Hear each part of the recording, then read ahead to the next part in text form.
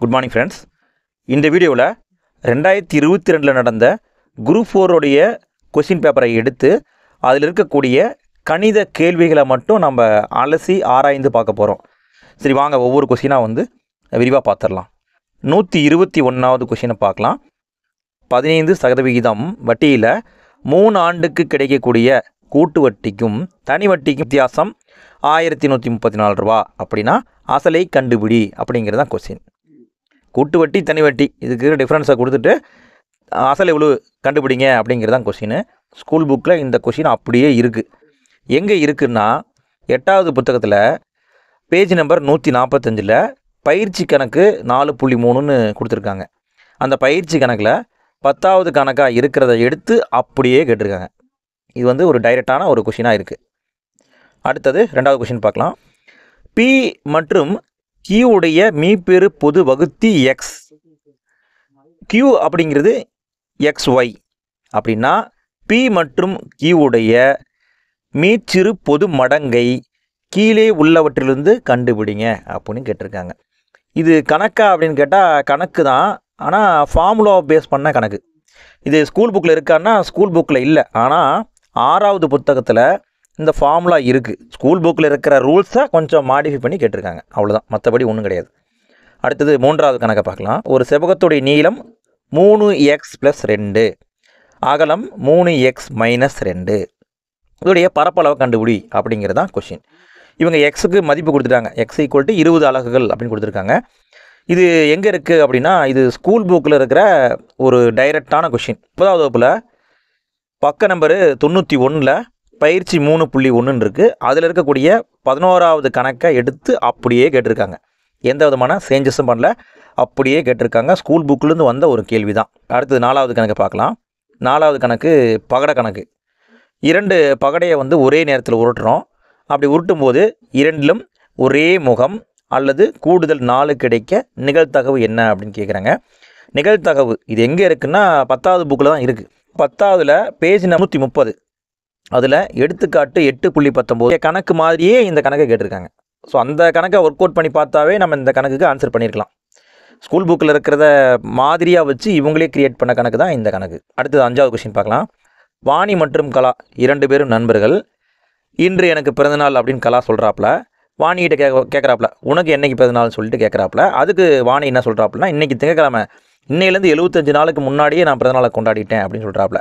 என்ன நாள் அப்படிங்கிறத நம்ம கண்டுபிடிக்கணும். இதுதான் கணக்கு. இது ஒரு நாள் கணக்கு. இது எங்கே இருக்குது அப்படின்னா இது ஸ்கூல் புக்கில் இருக்கிற ஒரு எடுத்துக்காட்டு கணக்கு. அப்படியே கட்டு வச்சுருக்காங்க. எங்கே இருக்குன்னா 10வதுல பேஜ் நம்பர் 51 பயிற்சி கணக்கு 2.18ன்னு இருக்குது. அந்த 2.18 இருக்கிற ஒரு பயிற்சி கணக்கை அப்படியே கட்டு வச்சுருக்காங்க, வேறு ஒன்றும் கிடையாது. அடுத்தது 6வது கணக்கை பார்க்கலாம். 6வது கணக்கு ஒரு மிகப்பெரிய 5 இலக்க நம்பர் இருக்குது. கீழே இருக்கிற நம்பர் தான் இது. இந்த நம்பரில் எந்த நம்பரை 3, 5, 8, 12 இதால் வகுக்கும்போது மீதி 2 கிடைக்கும் அப்படின்னு கேட்குறாங்க. நம்ம கண்டுபிடிக்க சொல்கிறாங்க. இது ஸ்கூல் புக்கில் இருக்கான்னா ஸ்கூல் புக்கில் இந்த கணக்கு இல்லை, ஆனால் கண்டுபிடிக்கிற மெத்தடை கொடுத்துருக்காங்க. எங்கே கொடுத்துருக்காங்கன்னா 6வதுல 2வது பருவத்தில் பேஜ் நம்பர் 11, 12 இதில் பார்த்தோம்னா இந்த வகுப்படும் தன்மை அப்படிங்கிற ஒரு டாபிக் இருக்கும். இப்படி தான் கண்டுபிடிக்கணும்னு மெத்தடை கொடுத்துருக்காங்க. ஆனால் இந்த கணக்கு ஸ்கூல் புக்கில் இல்லை, ஆனால் ஸ்கூல் புக்கில் இருக்கிற மெத்தடை பேஸ் பண்ணி வரப்பட்ட ஒரு கணக்கு. அடுத்தது 7வது கணக்கை பார்க்கலாம். 4/3.5 = 2/5 என்பதற்கு சமமான விகிதம் என்ன அப்படின்னு கேட்குறாங்க. என்ன கணக்கில் வரும் அப்படின்னா இது இந்த அடுக்குகள் அப்படிங்கிற கேட்டகரியில் வரும். இது எங்கே இருக்குன்னா 7ஆம் வகுப்பில் குறிப்பாக 2வது பருவத்தில் பேஜ் நம்பர் 51 இதே மாதிரியான கணக்கு இருக்குது. ஆனால் இதே சம்மு கிடையாது, மாடல் தான் இருக்குது. அந்த மாடலை ஒர்க் அவுட் பண்ணியிருந்தாவே நம்ம இதுக்கு ஆன்சர் பண்ணியிருக்கலாம். ஸ்கூல் புக்கை பேஸ் பண்ணப்பட்ட ஒரு கணக்கு, ஆனால் ஸ்கூல் புக்கில் இந்த கொஷின் டைரெக்டாக இல்லை. அடுத்தது 8வது கொஷின். இது ஒரு தர்க்க கணக்கு. இது ஸ்கூல் புக்கில் இல்லாத ஒரு கொஷின். வரிசையாக கொடுத்துருக்காங்க இல்லைங்களா, இந்த வரிசையாக கொடுத்துருக்கிற நம்பரை முதல் பாதியை இந்த நம்பரில் பாதி எவ்வளோன்னு கண்டுபிடிக்கணும். இந்த முதல் பாதியை எடுத்து ரிவர்ஸில் எழுதும் பொழுது 14வது வரக்கூடிய நம்பர் என்ன அப்படின்னு கேட்குறாங்க. இது ஒரு லாஜிக் கணக்கு. இது ஸ்கூல் புக்லேயே இருக்காது. இது நாம் ஒர்க் அவுட் பண்ணி தான் கண்டுபிடிச்சி போடணும். சரி, அடுத்தது 9வது கணக்கு. 10 விவசாயிகள் 21 நாளில் ஒரு நிலத்தை உழுது முடிக்கிறாங்க. அதே நிலத்தை 14 விவசாயிகள் எத்தனை நாளில் உழுது முடிப்பாங்க அப்படிங்கிறது தான் கணக்கு. இந்த கணக்கு எங்கே இருக்குது அப்படின்னா அந்த கணக்கு ஸ்கூல் புக்கில் அப்படியே இருக்குப்பா.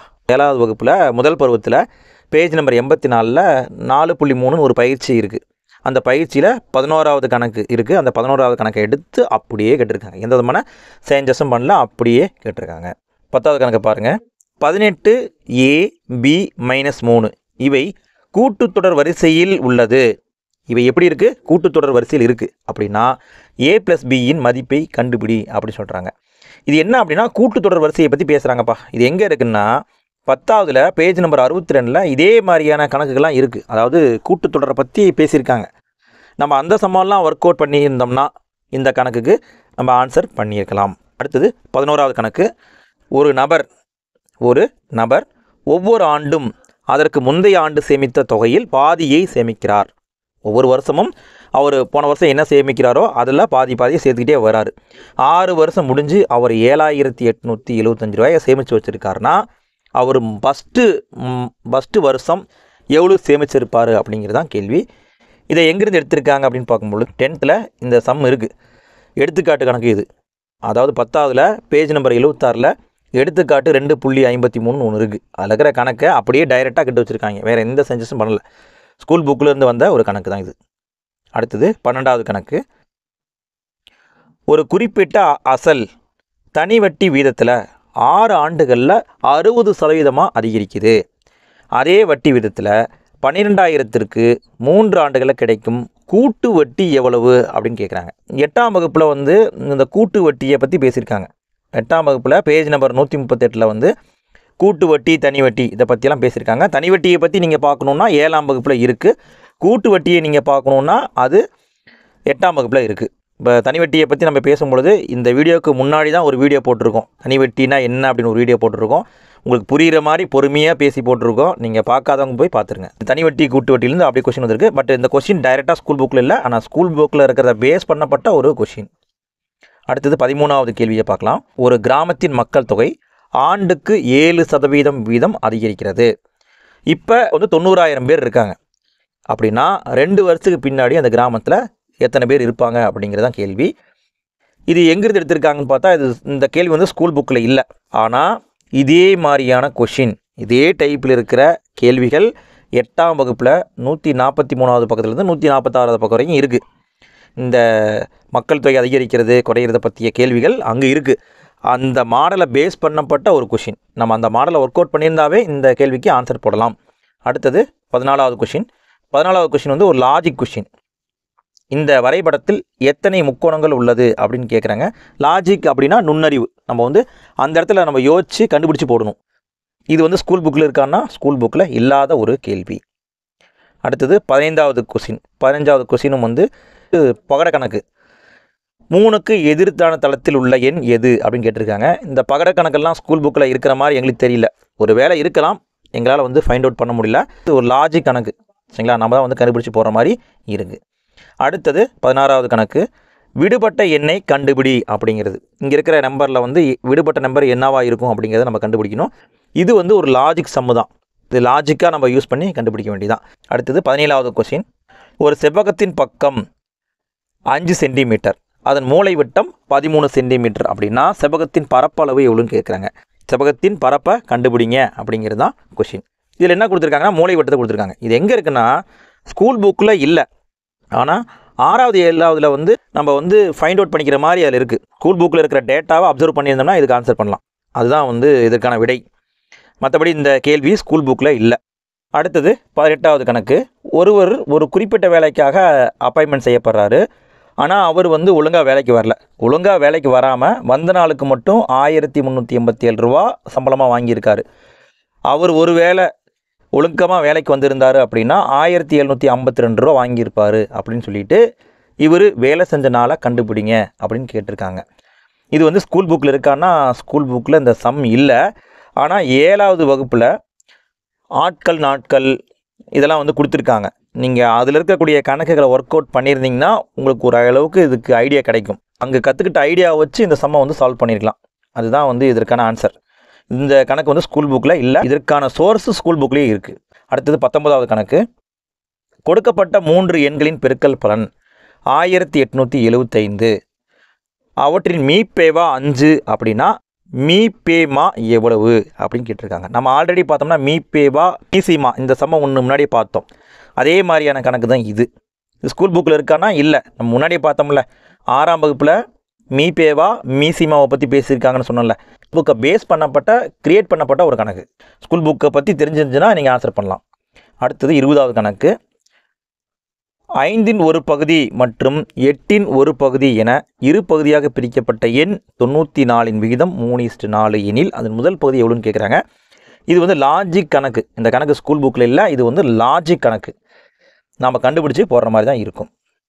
அடுத்தது 21வது கேள்வி. எழுத்துக்களின் தொகுப்பு ஒன்று கீழே கொடுக்கப்பட்டிருக்கு.